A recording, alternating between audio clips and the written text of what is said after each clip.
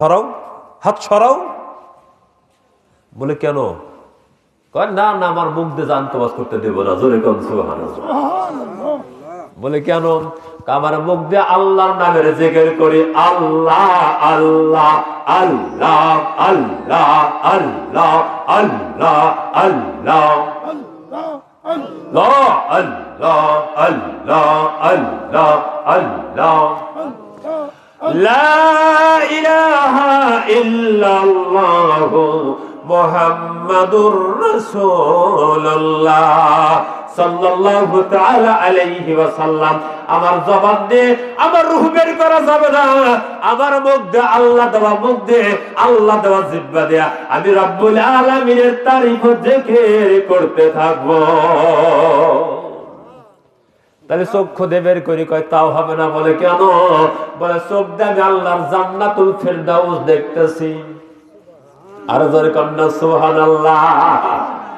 আর যাইল বলবে বান্দারে তাইলে কেমনে বের করবে একটু বলো। বলবে আল্লাহ তো তোমারে এমন ক্ষমতা দিছে, আমার নবী তো তোমারে শিখাইয়া দিছে জান কবজ করবে ইমানদারের কেমনে। কারণ ইমানদারের শরীরে জানে তোমার হাতটা না লাগে, তুমি শুধু তার মুখের উপর হাত ধরবাও, অমনি তোমার হাতের ভিতর মৃত ব্যক্তির রূহটা চলে যাবে। এর জন্য তোমার আর হাত দিয়ে খামচাতে হবে না, রুহ পেটের মধ্যে বের করতে হবে না, রগের গর্দে গর্দে ঢুকবে বের করতে হবে না, চোখ দিয়ে বের করা লাগবে না, শুধু মুখটার উপরে হাতটা ধরবাও। ওই হাতের মধ্যে লেখা থাকবে মিমহা মিমদাল, মিমহা মিমদাল। ইমানদার ব্যক্তি যিনি হবে ওই ব্যক্তির হাতের মধ্যে রুহটাই চলে যাবে। সুতরাং আমাদের ওরকম ইমানদার হওয়া দরকার আছে না নাই? ইমানদার হওয়ার দরকার আছে না নাই? ইমানদার হতে হলে খাঁটি ইমানদার হওয়া লাগবে, দুর্বল ইমানদার হওয়া যাবে না। আর কোন মুনাফিক ব্যক্তি, কোন ফাসিক ব্যক্তি, কোন মুরতাদ ব্যক্তি জান যখন কবজ করবার যায় আসবে, তখন দেখবেন লোকটা শুধু মোসর পড়তেছে আর চিল্লাচিল্লি করবার বন্ধ, পানি দাও পানি দাও পানি দাও, পায়খানা করে ফেলাইবে, পেশাব করে ফেলাইবে। আমার নবী বলছেন বুঝা লই যাও, ওই ব্যক্তিটার জান কবজ করতে কঠিন হয়েছে, ওই ব্যক্তিটা বেঈমান হয়ে কবরে গেছে। উনি শুধু বলবে আমার জান কবজ করো না, আমাকে তুমি ধরিও না, রুহটা আমাকে দেখে ভয় করে পশমের ঘরে ঘরে চলে যাবে।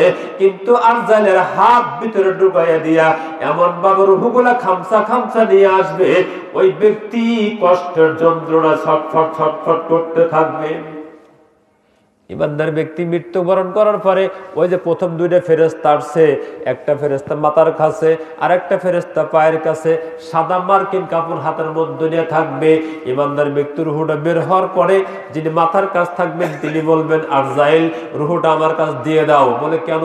বলে আমি তার রুহটা সাদা কাফনে বেন্ডিং করিয়া ইল্লিং নামক স্থানে নিয়ে জান্নাতের জায়গায় নিয়ে যাব।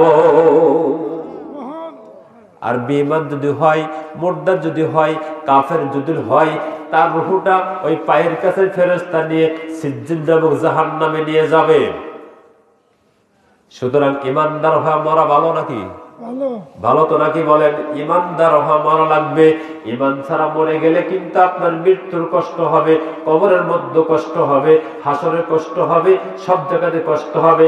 আমি যে কথাটা বলতেছিলাম মালাকুল মউত তারজাইল এবার বলবে আল্লাহ এত কষ্টের কাজ রূহ বের করা আমি আগে জানলে দায়িত্ব নিতাম না। আল্লাহ বলবেন তাড়াতাড়ি আর সময় দেওয়া যাবে না, রূহটা বের করে দাও। মালাকুল মউত তারজাইল এবার নিজের রূহটা নিজেই বের করে আল্লাহ রব্বুল আলামিনের হাতে জমা দিবেন। দেওয়ার পর পরে দারাম করে পড়ে যাবে।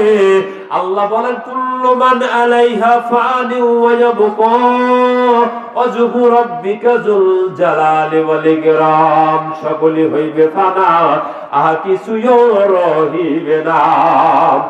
সকলই হইবে ফানা, আর কিছুই রহিবে না।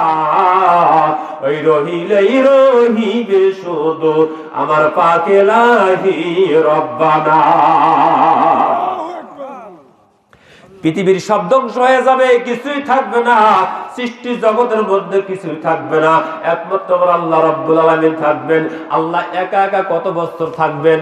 তাফসীরে কিতাবের ভিতরে আসছে আমার আল্লাহ রাব্বুল আলামিন একা একা 40 বছর।